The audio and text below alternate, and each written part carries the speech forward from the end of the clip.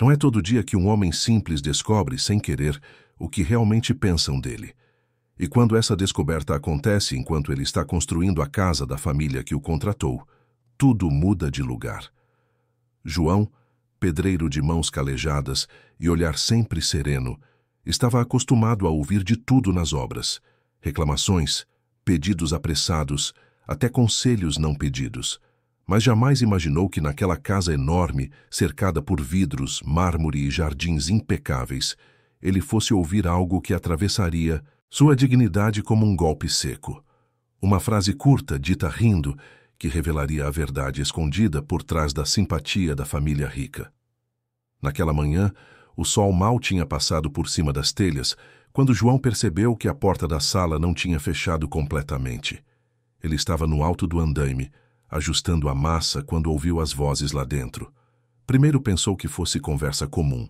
Afinal, gente com dinheiro sempre tem opinião para tudo. Mas conforme as palavras foram se formando, um silêncio estranho se instalou dentro dele. Não era apenas crítica ao trabalho. Era deboche. Era desprezo. Era como se falassem de alguém inferior, alguém menos digno de respeito. João permaneceu imóvel, com a desempenadeira parada no ar. Não sabia se descia, se continuava, se fingia que não tinha ouvido, mas as palavras continuaram vindo, afiadas como lâminas. Riam de sua roupa simples, riam do jeito que ele falava, diziam que gente assim devia agradecer por qualquer migalha. E, para completar, insinuavam que ele provavelmente estragaria algo na construção, porque pobre, segundo eles, sempre dá problema. João respirou fundo, sentindo o peito apertar. O trabalho que ele fazia com tanto cuidado agora parecia sujo. Por alguns segundos, pensou em ir embora. Largar tudo, deixar a obra pela metade e jamais olhar para trás. Mas algo dentro dele, talvez o orgulho, talvez a necessidade, talvez a dignidade ferida, o manteve firme ali, naquele andaime que agora parecia mais alto do que nunca.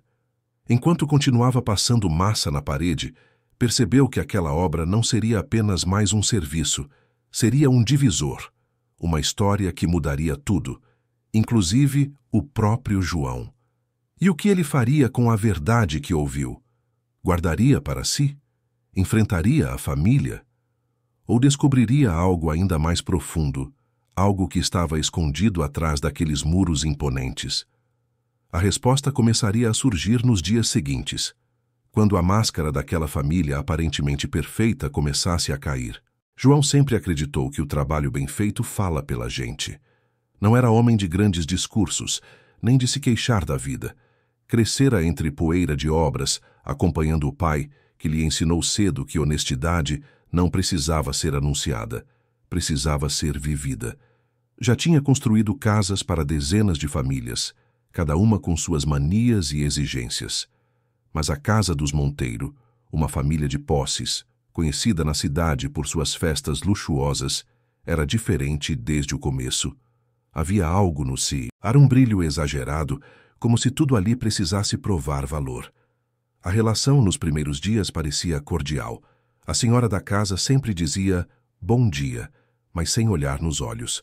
O marido falava alto demais, como se João tivesse algum problema de audição. E os filhos, já adultos, tratavam-no com uma simpatia rápida, apressada, como quem joga a atenção de maneira calculada. Mesmo assim, João seguia firme. Era um trabalho grande, importante. Poderia garantir meses de tranquilidade. E ele precisava disso, especialmente agora que a saúde da esposa andava instável.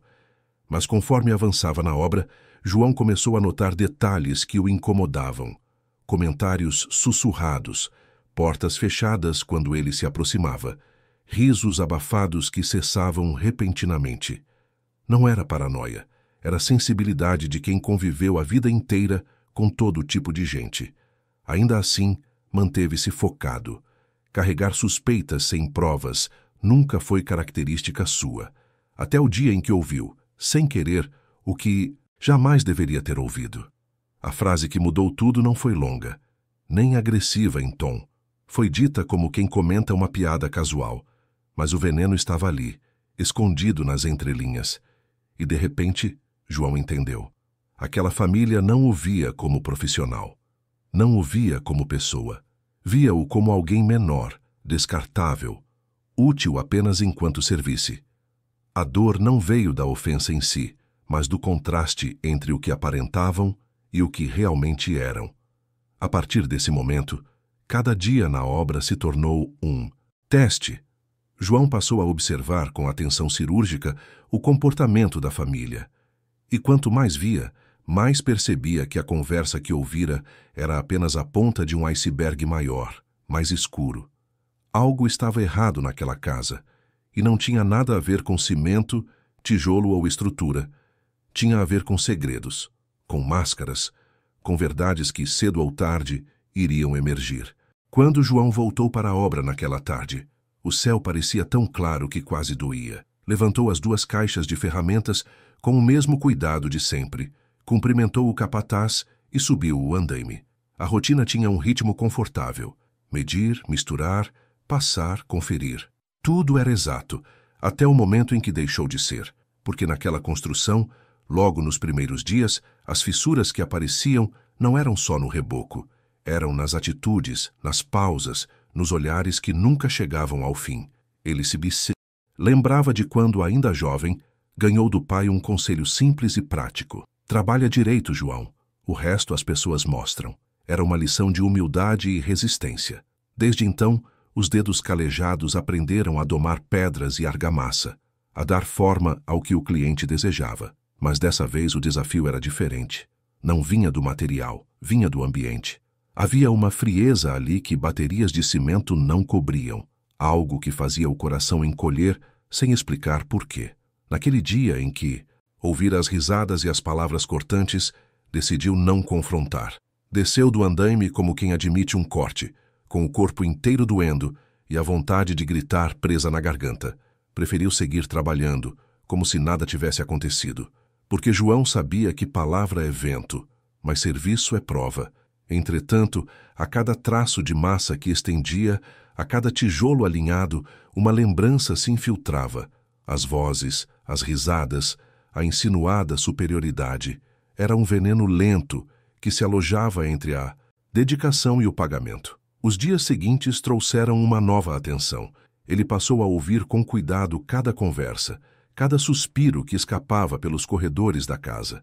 Havia uma precisão na maldade ali, críticas sussurradas sobre os operários, piadas internas sobre gente de obra, comentários sobre higiene, gente que não sabe se portar.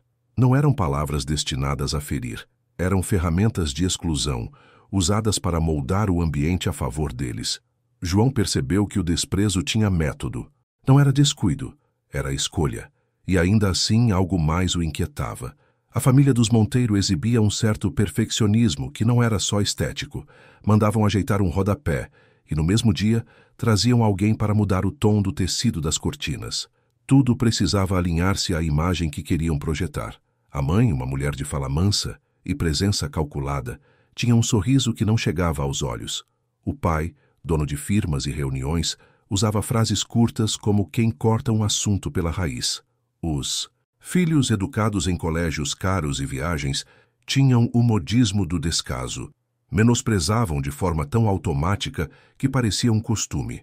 João, com a cabeça cheia de medidas, começou a observar também reações menos óbvias. Um prato esquecido na mesa, uma cerveja que sumia de modos estranhos, funcionários que entravam e saíam no horário exato, sem jamais tocar no assunto de perto. Pequenas restrições, pequenas vigilâncias, tudo costurado com uma precisão incômoda. Era como se aquela casa fosse uma vitrine. Só o que era aprovado podia existir ali. E ele, que vinha ali para construir com suor e responsabilidade, sentia-se cada vez mais deslocado. Mas o que o manteve ali, e não largou a obra, foi algo além do motivo financeiro. Havia a esposa, Maria, que dependia daquele pagamento para os remédios que precisavam ser comprados. Havia a promessa de quitar dívidas antigas para que os filhos pudessem estudar. E havia também o orgulho. Abandonar um trabalho no meio significava, para João, admitir uma derrota que não queria ver. Então continuou, e continuou tentando que a sua presença não fosse notada, como se invisibilidade fosse escudo. A rotina, entretanto, não apaziguava o que fermentava. Uma manhã, o filho mais novo dos Monteiro, um homem de 30 e poucos anos com ar de tédio, encomendou uma peça extra, uma estante embutida com nichos soltos. Era um trabalho para ser executado com capricho e João se empenhou. Passou horas desenhando, lixando, buscando perfeição. Ao entregar a peça, esperou um agradecimento simples, um aceno, um bom trabalho que confortasse. Recebeu algo bem diferente, uma crítica ríspida sobre a rugosidade de um canto, uma sugestão, dita em tom de superioridade, sobre a forma correta de aparar uma borda como se ensinassem a um amador. João sentiu o corte. Tentou explicar que poderia surgir um ajuste, que toda madeira pede acabamento, mas foi interrompido com um sorriso condescendente. O orgulho do homem se curvou e a raiva ficou retida como um nó.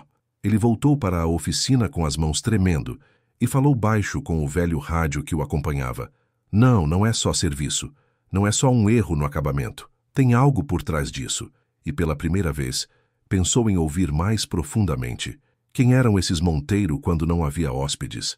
O que diziam em jantares? Como tratavam os empregados fora da presença de estranhos? A resposta não veio completa, mas veio em pedaços. Aos poucos, João descobriu que não eram só palavras, cruéis. Havia pequenos favores negados, consultas médicas desmarcadas para empregados e uma economia fria com o salário que pagavam. E quando a esposa lhe telefonava, com a voz abalada pelo medo do médico e das contas, João sabia que não poderia simplesmente recolher ferramentas e ir embora. Precisaria, de algum jeito, responder à altura da verdade que descobrira. Mas responder como? Denunciar? Enfrentar? Mostrar que sua honra valia mais que a miséria moral deles? Foi numa dessas tardes, já perto do fim do mês, que tudo mudou de vez. Enquanto instalava janelas, João ouviu um barulho diferente. Não era risada, não era comentário maldoso. Era um estalo, um vidro que se trincava, um ruído que pareceu simbolizar algo maior, o primeiro trincar na fachada polida daquela família. Ele olhou para dentro e viu por um instante a filha dos Monteiro encarando o espelho, com uma expressão que não era de desprezo, mas de medo. Havia tensão ali, um lado vulnerável que contradizia o ódio gratuito que tinham demonstrado. João percebeu que por trás das máscaras existiam fissuras, e fissuras significam fragilidade. Fragilidade que, se explorada do jeito certo, poderia enfim abrir uma porta para a verdade. Ele desceu do andaime com o coração acelerado, não para bradar ou pedir justiça imediata, mas para aprender, porque naquela casa o serviço que lhe pagavam era só a superfície. O trabalho real começaria agora, descobrir por que aquele orgulho fazia mal aos outros e como a verdade poderia lentamente vir à tona. No final da tarde, já com as ferramentas no caminhão, João ficou parado olhando a casa. Havia silêncio, uma quietude quase solene, e o homem soube que não podia mais apenas construir paredes, precisava observar as rachaduras. Havia algo maior ali, e sua presença, até então silenciosa, começava a tomar outro sentido. Ele prometeu a si mesmo, faria o serviço direito, e se fosse preciso, encontraria uma maneira de que aquela verdade não ficasse soterrada com os entulhos. Os dias que se seguiram ao estalo do vidro foram diferentes, não para os Monteiro, que continuavam andando pela casa com a segurança ensaiada de quem sempre teve o mundo arrumado ao redor. Diferentes para João. Ele carregava consigo a certeza de que havia algo por trás daquela família, além do desprezo que escutara. Algo como um peso, um segredo, uma insatisfação silenciosa que escapava nos detalhes. E João sabia que quando a aparência começa a rachar, a verdade encontra espaço para se infiltrar. Na manhã seguinte ao incidente, ao chegar na obra, ele notou um clima estranho entre os funcionários domésticos da casa. Murmúrios, passos apressados, olhares evitados. A governanta, sempre rígida e distante, estava com a expressão fechada, como quem tentava esconder um incômodo. Não era comum. Naquele ambiente, a frieza era a regra, mas havia disciplina, havia ordem. E naquele dia, a ordem parecia trêmula. João continuou seu trabalho no quintal, mas mantinha o ouvido atento. Pediu ao servente para trazer água, e percebeu que quando o rapaz retornou estava pálido. Abaixou a voz e comentou: João, o que aconteceu ontem? A filha dos Monteiro está trancada no quarto. Dizem que ela chorou a noite inteira. João ergueu os olhos, sem demonstrar surpresa, mas sentiu o peso daquela revelação. A moça, sempre impecável, sempre com comentários pontiagudos, agora estava recolhida, quebrada por algo que ninguém ousava mencionar. Isso não é da nossa conta, respondeu João, tentando se precaver. A gente faz nosso trabalho. Mas por dentro a curiosidade se misturava com um desconforto que não sabia nomear. O dia seguiu lento. Enquanto assentava azulejos num dos banheiros, João escutava o eco das vozes da casa. A mãe parecia aflita. O pai falava baixo demais, como se temesse alguém ouvir. A sensação era de que uma ameaça invisível rondava o ambiente. E quanto mais João percebia aquilo, mais clara ficava a ideia de que o desprezo que a família tinha pelos trabalhadores talvez não fosse apenas arrogância. Podia ser também uma forma de esconder fragilidades profundas. No início da tarde, foi chamado para ajustar uma porta no corredor principal. Enquanto alinhava a dobradiça, ouviu, sem querer, uma conversa próxima. A mãe falava com a governanta no tom de quem tenta controlar algo que já fugiu das mãos. Precisamos garantir que nada disso vaze, Lourdes. Você sabe como as pessoas são. Basta um rumor. Sim, senhora. Mas a menina precisa de cuidado. Está nervosa, muito nervosa. Ela precisa de juízo e de discrição. Isso não pode chegar ao ouvido de ninguém. João tentou concentrar-se na dobradiça, mas as frases ecoavam dentro de sua cabeça como marteladas deslocadas. O que poderia ser tão grave? Uma briga, um escândalo, uma dívida? Qual era o peso que aquela família carregava tão pesado a ponto de alterar o ar da casa? Enquanto montava a porta, ouviu de repente passos apressados. O filho mais novo, o mesmo que criticara a estante alguns dias antes, caminhava pelo corredor com o telefone na mão, a voz alterada. Eu já disse que não vou cobrir isso de novo, falava ao telefone. Ela tem idade suficiente para saber o que faz. Eu não posso ficar pagando o preço pelos impulsos dela. Passou por João sem sequer notar sua presença. Caminhava nervoso, agitado, como se estivesse preso num ciclo de preocupação e raiva. João, que sempre soube reconhecer quando uma família guardava conflitos internos, começou a formar uma suspeita, um desconforto que misturava compaixão e alerta. Naquela tarde, ao sair para o almoço, aproximou-se do servente que sempre estava a par das conversas internas da casa. Perguntou discretamente: Você sabe o que está acontecendo com eles? O rapaz hesitou, olhando para os lados. João, parece que a moça, a filha deles, descobriu uma coisa ruim. Há quem diga que tem a ver com dinheiro. Outros falam de um namorado que eles não aprovam. Não sei a verdade, mas ela chorou tanto que a governanta quase chamou o médico. João não comentou nada, mas o som daquilo tocou algo nele, e pela primeira vez, desde que escutara as ofensas contra si, sentiu algo inesperado. Pena, não da família inteira, mas da moça, porque o choro dela, aquele que atravessara as paredes, não parecia de arrogância ferida, parecia de desespero genuíno.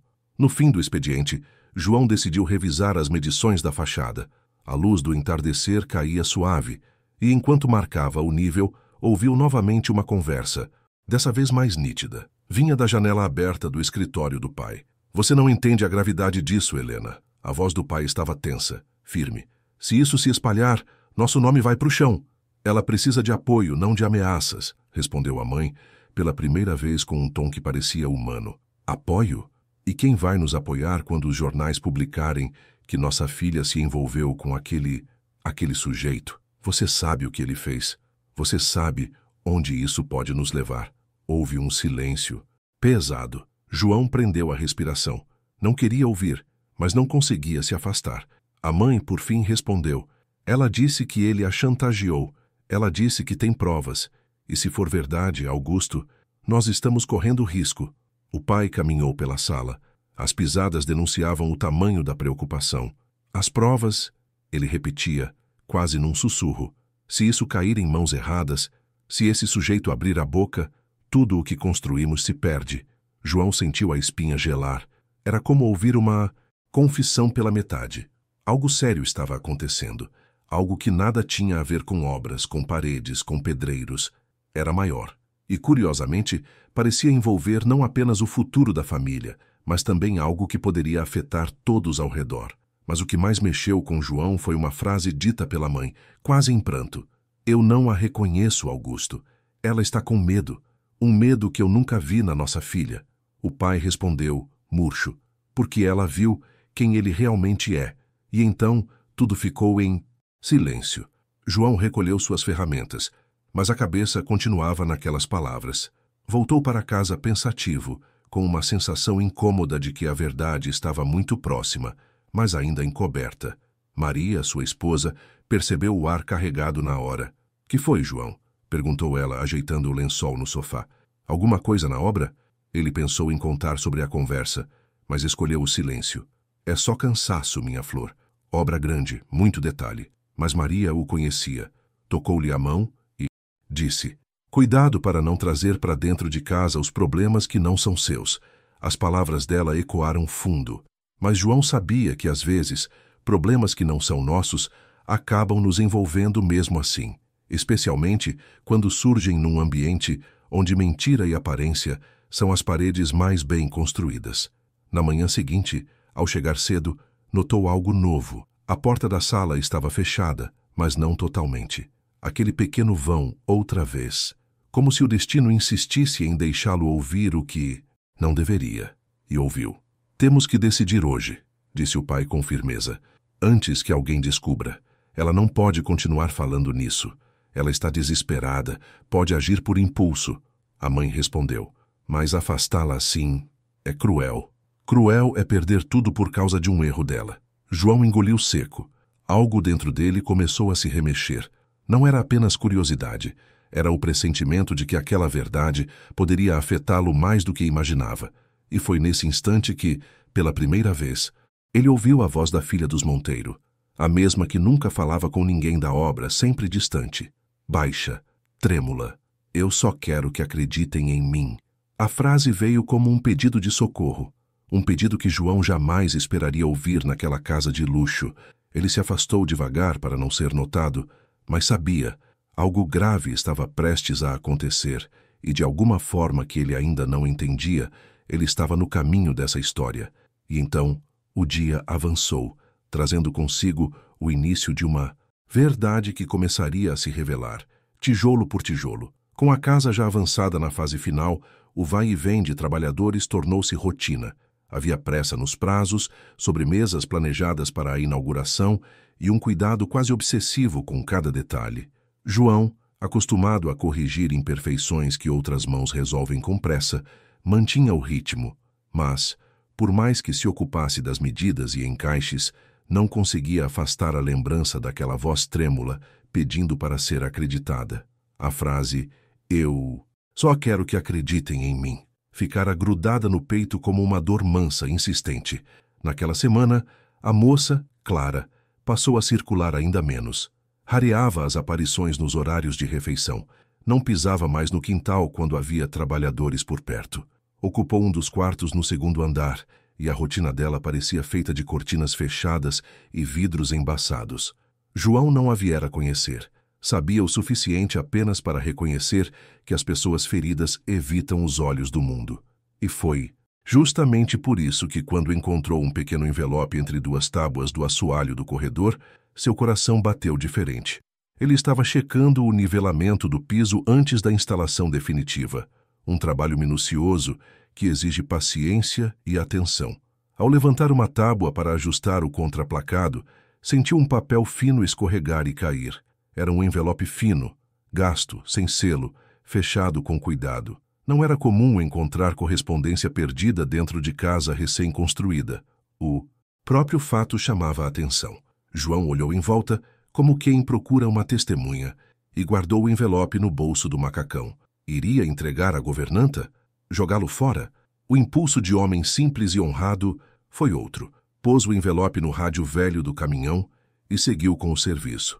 Mas a mente não sossegou. Ao final do dia, quando recolheu as ferramentas, não conseguiu deixar de abrir o pequeno invólucro. Dentro, havia 2 folhas de papel e uma fotografia dobrada. As folhas contavam, em letras trêmulas, a descrição de encontros e mensagens, datas e horários. Era clara a tentativa de registrar algo incômodo, e havia uma assinatura no pé. Clara. A foto mostrava a moça abraçada a um homem numa rua, à noite. Não era uma imagem chocante por si só, mas havia algo no contexto. O homem fazia um gesto com a mão como se entregasse algo. Um detalhe na borda da foto chamou a atenção de João. O reflexo de um letreiro, talvez uma placa que poderia indicar onde tinham estado. O que saltou mais, aos olhos, porém, não eram as evidências simples, mas a nota manuscrita em que se lia com pressa. Ele disse que me mostraria vídeos se eu contar, ele manda para todo mundo. Havia medo ali, e a assinatura de Clara tremia no papel. João sentiu na pele o peso daquele medo. Não era só um caso de família encrencada. Era uma chantagem. Alguém por fora tinha meios e interesse em quebrar aquela vidraça polida. E a vítima era a moça que chorara através das paredes.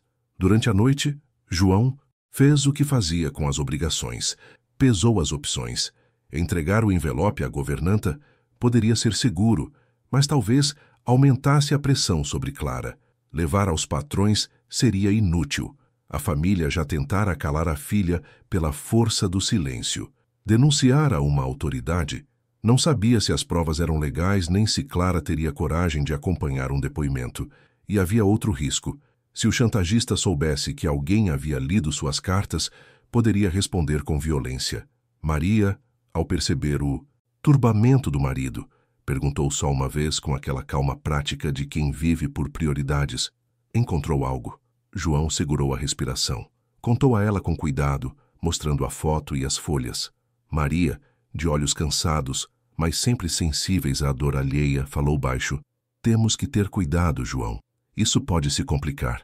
Ela precisa ser protegida de uma forma inteligente. Foi Maria quem sugeriu o caminho que João escolheria. Observar, registrar e, acima de tudo, não abrir um conflito direto sem antes entender o tamanho do problema. Às vezes, disse ela, o melhor de quem ajuda é ser invisível e certo. E foi com essa estratégia que João voltou à casa na manhã seguinte, com o envelope escondido no bolso e a cabeça mais atenta que a habitual. Nos dias que se seguiram, João sagazmente procurou pistas. Reparou onde Clara deixava um livro, notou o horário em que a luz de seu quarto ficava acesa, percebeu que a governanta, Lourdes, fazia rondas discretas ao final da noite como quem protege uma criança. Foi a própria Lourdes, numa dessas ocasiões, quem, ao passar junto ao caminhão de ferramentas, deixou escapar. A senhora está muito fraca, anda mal das pernas. Era pouco, quase nada, mas, quando juntado ao resto, formava um mosaico. João começou a perceber um padrão. Além da chantagem, havia quem tentasse, com externidade, manter Clara em silêncio por medo da exposição. O medo que, depois de tudo vazar, atingiria não só o nome da família, mas também alguma rede de pessoas que, por motivos variados, preferiam que o assunto não viesse à tona. Uma tarde, enquanto ajustava a janela do escritório, João encontrou uma despedida apressada no lixo do vaso sanitário do quarto do filho. Um bilhete rasgado, com o fim de uma frase que dizia «Não me chama mais» ou «Vai». O pedaço restante, embora curto, dava a entender que havia outra voz na equação. Além do homem da foto, poderia haver cúmplices, pessoas que ajudavam a pressionar Clara. E se era assim, o problema não era apenas do lado de fora. Era uma teia que tocava vidas, interesses, reputações. João percebeu então que sua posição de trabalhador lhe concedia algo raro, a observação sem ser notado. Enquanto os patrões discutiam estratégias em voz baixa, ele via pessoas que passavam, tocava em objetos que outros evitavam, e com esse olhar simples e direto, começou a montar um plano discreto. Não procuraria heroísmos, não iria desafiar ninguém com coragem teatral. Seu objetivo era outro, reunir provas suficientes para que Clara, se quisesse, não fosse mais refém de chantagens, e, se possível, encontrar uma via segura de fazê-lo sem escancarar a casa inteira. Foi quando, numa dessas manhãs cinzentas, Clara apareceu na varanda do segundo andar. Vinha rapidamente, quase com medo de ser vista. Parou e, por um momento, os olhares se encontraram. Não houve palavras entre eles. João, que sempre falara pouco, apenas acenou com respeito. Ela retornou o aceno com um gesto minúsculo, quase imperceptível, uma mão encostada no peito, como quem agradece sem dizer. Aquilo foi suficiente para que João sentisse que não agia em vão. Naquela noite, já em casa, folheou as folhas do envelope pela 1000ª vez. Havia um padrão nas datas, todas no mesmo mês, e pequenas pistas repetidas. Um café, uma praça, um supermercado. Ao lado de um dos registros, Clara escrevera: ele deixou cair o pendrive na rua. Foi o que João precisava para ter uma ideia concreta. No dia seguinte, passou a revisar a rua em frente à casa, os bueiros, os cantos onde alguém poderia ter perdido um pequeno dispositivo. Procurou com a paciência de sempre, dia após dia, até que, numa tarde de sol fraco, encontrou algo metálico encravado entre as folhas secas sob um banco. Um pendrive, com a memória suja de terra. João sentiu o corpo inteiro tremer. Tinha nas mãos a possibilidade de desmontar a chantagem. Sabia, porém, que não podia agir precipitadamente. Se fosse visto com o pendrive, poderia ser acusado de roubo. Se entregasse à polícia sem ter Clara disposta a depor, talvez a coisa virasse pó. Lembrou-se da recomendação de Maria: invisibilidade e precisão. Decidiu então conversar com Lourdes, a governanta, de forma indireta. Luísa, ela não gostava muito de falar com empregados, mas tinha um senso de cuidado que transparecia quando plantava flores no jardim. João, com as palavras medidas, falou: Lourdes, encontrei algo na rua. Não sei se é importante. Eu posso guardar. Posso te entregar depois. Ela hesitou, olhou para os lados e tomou uma atitude que o surpreendeu. Aceitou a proposta.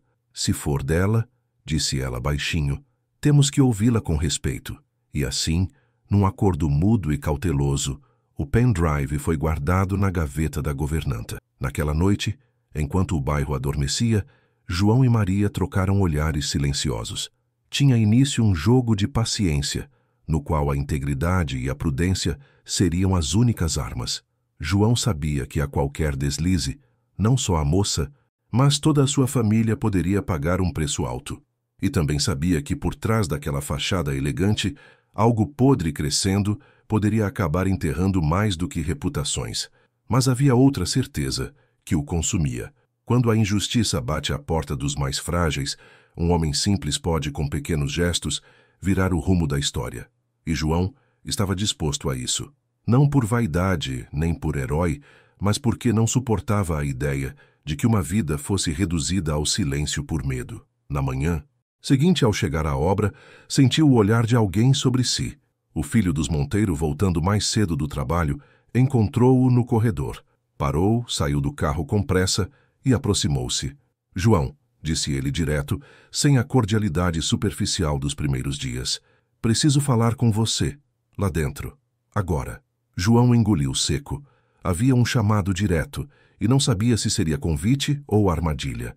Guardou o que sabia numa parte do corpo que não doía, respirou fundo e seguiu o homem para dentro da casa, sabendo que a partir daquele instante os próximos passos seriam determinantes.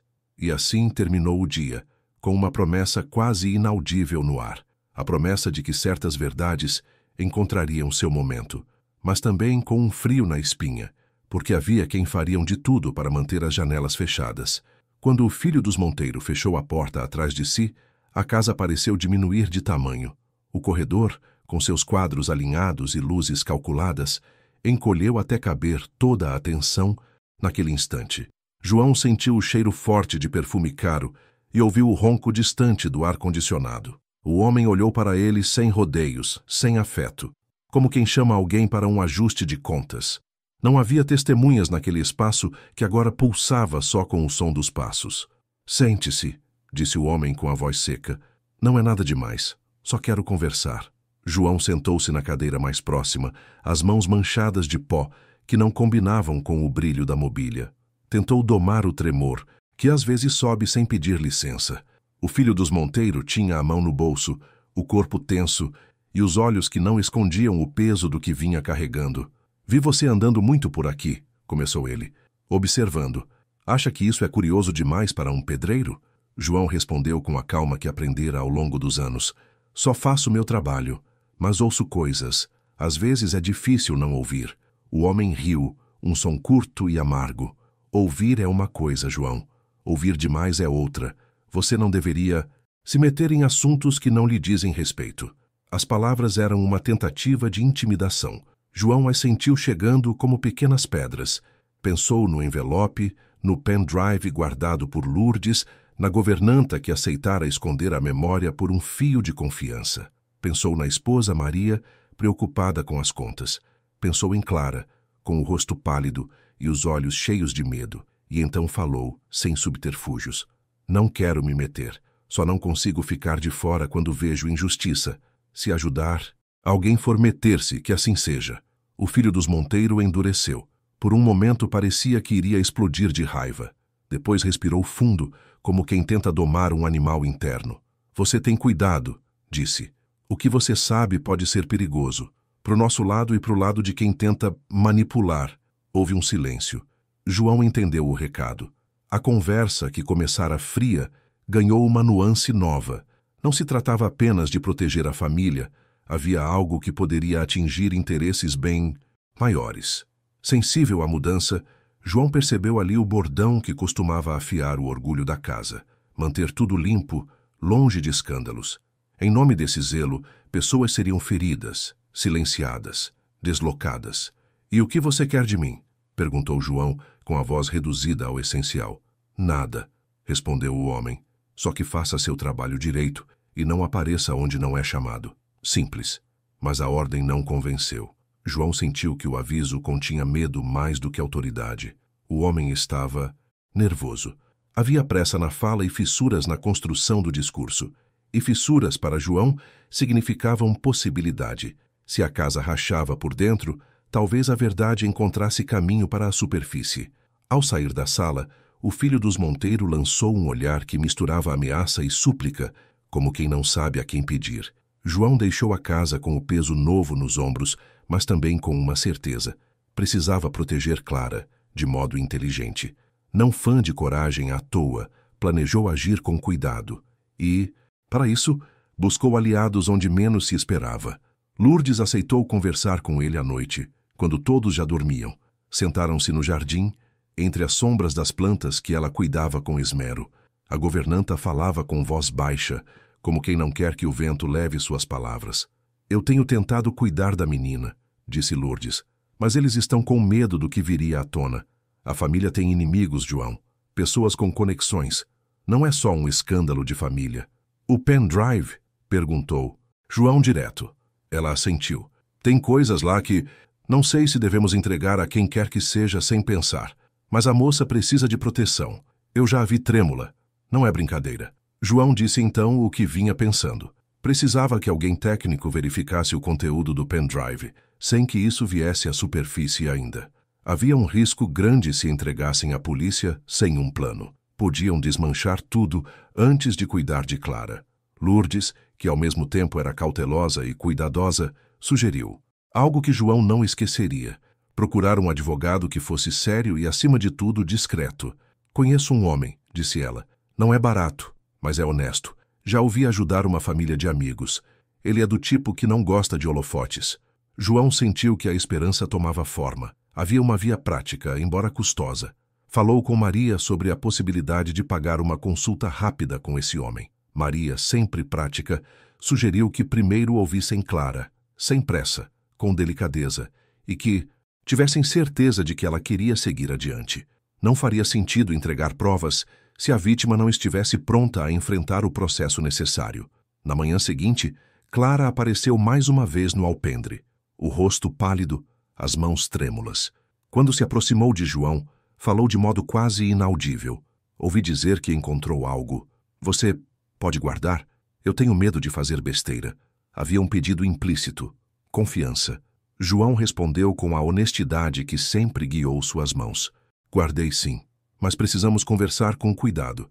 Você quer que eu leve isso a alguém que possa ajudar? Clara olhou para o horizonte, como quem calcula um risco. Eu quero... começou ela, e a voz quebrou. Eu quero que parem de me ameaçar. Eu não quero ver aquelas mensagens, aquelas coisas, nas mãos de todo mundo. Aquele momento selou uma aliança frágil, porém necessária. Clara permitia que alguém externo, um trabalhador simples, fosse cúmplice de um segredo por razões maiores, a esperança de não ver a própria vida destruída por chantagem. João sentiu a responsabilidade crescer. O advogado que Lourdes recomendou recebeu-os em segredo numa sala de espera discreta. Era um homem de meia idade, com olheiras que denunciavam noites longas e o ar calmo de quem já tivera de lidar com gente desesperada antes. Olhou para as folhas, a foto e depois para o pendrive, que Lourdes tirou de uma gaveta, com mãos firmes. Antes de qualquer coisa, disse o advogado, precisamos fazer um backup seguro desse material. Eu conheço um técnico de confiança. Ele fará uma cópia sem abrir e a guardaremos em um cofre. Depois veremos a legalidade do conteúdo e os melhores passos. Não vamos correr, disse com firmeza. João agradeceu com um aceno humilde. Ali parecia que tomavam a direção certa, mas o advogado também falou algo que fazia o sangue gelar. Tenham em mente que, se o conteúdo for capaz de derrubar pessoas poderosas, teremos de agir com extrema cautela. Há quem prefira calar as coisas do que enfrentar escândalos. E nem sempre a justiça é rápida. As palavras eram um lembrete de que, quando se enfrenta a verdade de poderosos, o caminho é espinhoso. João, no entanto, sentiu-se cada vez mais decidido. Não era só pela moça, era pela dignidade que se perde quando o medo é moeda de troca. Nos dias seguintes, enquanto eles aguardavam o técnico, a rotina da obra continuou com ares de normalidade. Mas, internamente, a casa fervilhava. A família dos Monteiro mostrava sinais de tensão, discussões mais frequentes, chamadas à noite, passos apressados. E do lado de fora, João sentia o olhar do filho que o chamara antes. Um olhar que brilhava entre o medo e a raiva. Quando o técnico fez a cópia do pendrive num computador escondido no escritório do advogado, descobriu-se algo que ninguém esperava. Arquivos de áudio e vídeo que indicavam não apenas encontros, mas conversas e transações. Havia uma gravação de uma mensagem ameaçadora, de voz distorcida, e imagens que sugeriam a existência de cúmplices. Era mais que uma chantagem amorosa. Parecia também uma tentativa de manipular negócios, interesses e reputações. A descoberta aumentou a gravidade do caso. O mundo que brilhava por fora da casa começava a mostrar sua face sombria, e João entendeu naquele instante que lidava com um nó que, se puxado sem cautela, poderia prender muito mais gente do que imaginara. Ao fechar o dia, Clara fazia um gesto de gratidão simples e sem palavras. João voltou para casa, exausto, mas com a sensação de que algo estava sendo feito, devagar, com cuidado, com respeito. Ainda assim, havia uma certeza incômoda. Aqueles que tinham poder e medo fariam de tudo para não deixar a verdade emergir. E a cada manhã, enquanto o sol do bairro entardecia ao longe, João sabia que não poderia mais separar seu trabalho das decisões que tomara. Construir naquele momento significava também cuidar das pessoas que habitavam aquilo que erguia. E cuidar, para ele, era enfrentar o risco com a paciência de quem conhece o peso de uma promessa. Os dias que antecederam a decisão foram como uma maré que sobe devagar até se tornar rompante. O pendrive estava seguro, as cópias guardadas num cofre, o advogado traçara um roteiro com cautela cirúrgica. Havia reuniões discretas, telefonemas em horários incomuns, mensagens criptografadas. Tudo isso transformava a casa dos Monteiro num lugar menor e mais tenso do que nunca, como se o luxo tivesse virado uma redoma de vidro prestes a se estilhaçar. João, por sua vez, sentia o peso que sempre se instala quando se toma partido. Não era mais apenas o pedreiro que faz paredes, era o homem que sabe demais e carrega firmemente a responsabilidade de não ferir quem se tenta proteger. Na manhã em que tudo mudaria de verdade, o sol entrou certo pela janela do ateliê onde se concentravam os operários. Havia um ar cortante, quase cirúrgico. João percebeu que o bairro parecia mais atento, vizinhos desviavam o olhar, carros passavam mais devagar. A rotina do trabalho estava ali, presente, mas cada gesto era observado por uma sombra de expectativa. Era como se o mundo inteiro esperasse um ruído, um estalo que dissesse se o vidro ia trincar ou se resistiria. Clara vinha ao encontro do advogado. Veio com passos calculados, rosto mais pálido que o costume, porém com uma determinação escondida que só os que sofreram entendem. Tinha decidido. As conversas com o técnico, as cópias, as mensagens que lhe foram mostradas, tudo isso havia levado a ver um caminho. Não queria mais viver sob chantagem. Queria que a verdade tivesse um nome e que o medo parasse de ser moeda corrente em sua vida. Pedira com voz frágil que o advogado começasse pelo começo, notificar o chantagista e pedir uma reparação. Caso a ameaça persistisse, abriria o processo. Era pequeno, talvez, mas era um passo. João, que acompanhara cada movimento sem protagonismo, sentiu um misto de orgulho e temor. Orgulho por ver Clara reunir coragem. Temor porque sabia que o mundo que se move por interesses não recuaria sem lutar. E naquele mesmo dia, houve um movimento do outro lado. O filho dos Monteiro, visivelmente transtornado, conversou longamente com o pai num escritório que fechou portas e cortinas para o mundo. Havia reunido os empresários ao redor do telefone, e a palavra imagem surgia como argumento final. Se a família tinha poder, esse poder agora mostrava sua face. Tentar dobrar, convencer, comprar silêncio. O cardápio clássico de quem tem muito a perder. Ao meandro das horas, a primeira ação concreta saiu do advogado. Notificação extrajudicial enviada. Era um aviso legal, de tom formal, exigindo que o chantagista cessasse as intimidações e devolvesse qualquer material sem veicular ou expor nada, sob pena de processo. O documento era direto, mas o efeito que se esperava, medo e recuo, poderia não ser suficiente quando se lida com gente que já demonstrou audácia. Mesmo assim, foi o início de uma batalha que tinha regras e que agora estava nas mãos da lei. Enquanto isso, no canteiro, João e os colegas trabalhavam com uma precisão quase obsessiva. A cabeça de João, no entanto, não deixava de girar. E se o chantagista reagisse com violência? E se a mídia viesse antes de Clara estar amparada? E se os Monteiro usassem de todas as suas influências para virar a maré? Essas perguntas não permitiam que ele tirasse os olhos da tarefa, mas o mantinham alerta. A cada martelada, vinha o pensamento de que aquilo era muito mais que uma obra. Era um campo minado de reputações, de ambições e de medo.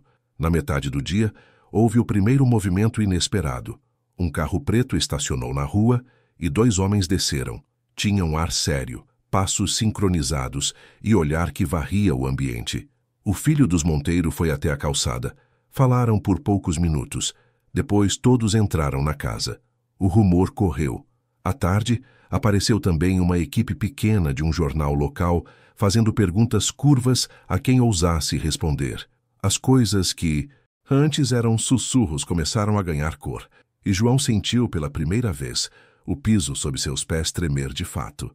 O telefonema que mudou a atmosfera veio quando João estava no almoço. Era Lourdes. A governanta estava com a voz tremendo. Contou que tinha recebido uma mensagem anônima com trecho do conteúdo do pendrive. Uma ameaça contida, mas clara. Se mexerem, todos verão. A coragem de Clara, embora firme, agora tremia. O risco real era que alguém pudesse distribuir o material antes mesmo do processo começar, transformando a resistência em humilhação pública. João sentiu uma onda de raiva. Não era apenas a injustiça que o irritava, era a ideia de que o medo pudesse ser usado como arma contra quem nada fez além de amar ou errar. Foi então que a estratégia desenhada pelo advogado mostrou sua força. Em vez de se expor, ele acionou um contato, um promotor de confiança, alguém acostumado a lidar com casos sensíveis. Pediu-se sigilo absoluto. Foi marcada uma reunião numa sala de delegacia, com segurança reforçada, para receber o pendrive original e abrir procedimento de investigação. Era uma jogada arriscada, porque exigia confiança nas instituições, e João sabia pela vida quanto isso pode ser frágil. Mas era a alternativa a expor Clara ao mundo sem proteção. Numa manhã de céu carregado, o advogado, Lourdes e João compareceram à delegacia. Clara não foi. Quis se resguardar até ter certeza de que o processo teria pernas para andar. A entrega do pendrive foi feita por mãos seguras. O técnico responsável, já alinhado com o promotor, fez uma cadeia de custódia. Cada passo era documentado. João sentiu um alívio contido, uma sensação de que, finalmente, as coisas podiam caminhar dentro das regras. Ao mesmo tempo, a tensão no bairro aumentava. Em poucos dias, colegas da obra relataram telefonemas suspeitos, olhares indevidos e até a sensação de que alguém os seguia nas ruas. A investigação começou a funcionar. O técnico descobriu que os arquivos do pendrive haviam sido alterados e distribuídos em partes para várias contas. Tudo muito fragmentado para confundir. Havia, porém, dados suficientes para localizar pontos de origem. A descoberta levou a uma surpresa. Os rastros apontavam para um negócio lobístico ligado a uns dos parceiros de negócios do pai dos Monteiro. A teia era maior do que se imaginara. O que parecia uma chantagem amorosa tinha ramificações que tocavam interesses comerciais e gente disposta a usar métodos imorais para proteger acordos. Quando a notícia chegou à família, o chão começou a rachar de vez. O pai, homem de postura imponente, teve uma queda visível. Qualquer rede de amigos e negócios que mantivesse podia ser atingida. O filho, menos experiente, percebeu que o peso do que tentavam abafar era maior do que previra. A mãe, por sua vez, chorou e olhou para Clara com algo que passou do remorso ao medo de perder tudo. O que havia começado como proteção paterna transformava-se para João num espelho cruel. O mesmo mecanismo de proteção que os havia levado a tentar calar a filha agora os colocava sob a mira de um problema que extrapolava as fronteiras da casa. Os próximos dias foram de reuniões, audiências e sondagens. O promotor pediu tempo para compilar provas. Requisitou quebra de sigilo, que apontaria telefonemas e mensagens. O advogado dos Monteiro tentou, em vão, usar contatos para suavizar a queda. Mas a máquina pública, quando posta em marcha com documentos e procedimentos, tinha sua dinâmica. Clara, por sua vez, passou a ter apoio psicológico e orientação para o processo. O medo continuava, claro, mas já não era mais absoluto. Havia quem cuidasse, quem registrasse, quem pusesse limites. E a obra? A obra, por seu lado, seguiu. João e os colegas trabalharam com a mesma atenção, agora embalados por uma sensação curiosa. Por trás do suor e da poeira, havia uma história de coragem que podia dar exemplo. Os vizinhos começaram a olhar os trabalhadores com outros olhos. Alguns trouxeram café, outros palavras de apoio. Não era heroísmo midiático. Era solidariedade silenciosa, feita de pequenos gestos que, no fundo, moviam mais que manchetes. Foi numa tarde de outono, com folhas no chão e um céu sem promessas, que a casa finalmente experimentou sua prova derradeira. Uma equipe da polícia, acompanhada de representantes do Ministério Público, bateu à porta. Vieram oficialmente, com mandados e procedimentos, para colher provas e ouvir declarações. A tensão explodiu. Pessoas que antes julgavam que o mundo era impermeável aos seus erros, perceberam que nada garante impunidade definitiva. A vista da viatura e o som dos passos uniformes foi para muitos o sinal de que as paredes, finalmente, falariam alto. João, observando a movimentação, sentiu uma mistura complexa, alívio contido, medo pelo que viria e uma convicção crescente de que permanecer do lado da verdade poderia custar caro, mas que não restava outra alternativa. Clara ficou resguardada. A investigação ganhou corpo. E a família, que antes julgara resolver tudo com conchavos, viu-se diante de uma encruzilhada que exigia escolhas: proteger o que era ilícito ou confrontar as consequências e tentar reparar o dano. Na calçada, enquanto a polícia fazia perguntas, João ouviu passos apressados e um choque de vozes que, por um segundo, soaram como um juízo. Foi então que a filha dos Monteiro saiu ao portão, olhou para ele e, num gesto pequeno e imenso ao mesmo tempo, colocou a mão no coração e fez um aceno. Não. Havia palavras. Bastava o reconhecimento. João retribuiu com os olhos úmidos, sabendo que aquela história não terminaria ali, nem por vitórias nem por derrotas. Havia ainda muito a reconstruir. E enquanto a casa era permeada por perguntas, buscas e decisões, João sentiu que algo essencial havia mudado. O silêncio confortável dos que têm privilégios já não existia. As paredes, que antes abrigavam risos condescendentes, haviam finalmente falado alto, e aquele som, inicial e decisivo, começava a reverberar para além do bairro. Mas havia uma última batida previsível. Alguém nos bastidores não aceitaria o processo sem resposta. E quando essa voz invisível começasse a reagir, ocorreria o momento que definiria definitivamente os destinos dos envolvidos. Quando a casa dos Monteiro voltou a ficar em silêncio, não era mais o silêncio rígido de antes, aquele que escondia segredos, medos e arrogâncias. Era um silêncio novo, quase humilde, de quem finalmente entendia que nenhuma estrutura, por mais cara que seja, resiste ao peso da injustiça quando ela encontra quem a confronte. As paredes estavam erguidas, firmes, impecáveis, mas a família, essa precisaria se reconstruir por dentro, e talvez isso levasse mais tempo do que qualquer obra. Clara, agora acompanhada pelo advogado e pelo apoio que antes lhe faltava, começou a retomar o fôlego. Não era vitória plena, era recomeço. O processo seguia, lento, como são as coisas que precisam ser provadas com rigor. Mas a jovem já não tremia ao falar, já não pedia desculpa por existir. Olhava para João com um respeito que dispensava palavras, aquele tipo de reconhecimento que só nasce quando alguém estende a mão na hora certa, sem buscar mérito, sem querer retorno. A família, por sua vez, teve de enfrentar as consequências da própria omissão. O pai precisou encarar a verdade que tentou esconder. O filho teve de admitir que a arrogância não protege de nada. A mãe, sensibilizada, foi a única a procurar João discretamente para agradecer. Não pediu desculpas, talvez porque não soubesse como, mas o olhar dela dizia o que a voz não conseguia formular. E João voltou ao seu ofício. Terminou a obra com o mesmo capricho de sempre, porque para ele, trabalho era a extensão de caráter, mas saiu dali diferente. Não mais o homem invisível que apenas executava o que lhe pediam.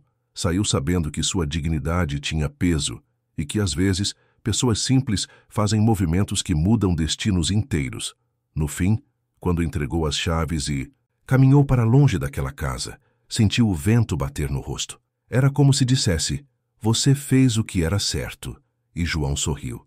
Um sorriso pequeno, mas inteiro. O tipo que só aparece quando a justiça, ainda que imperfeita, finalmente respira.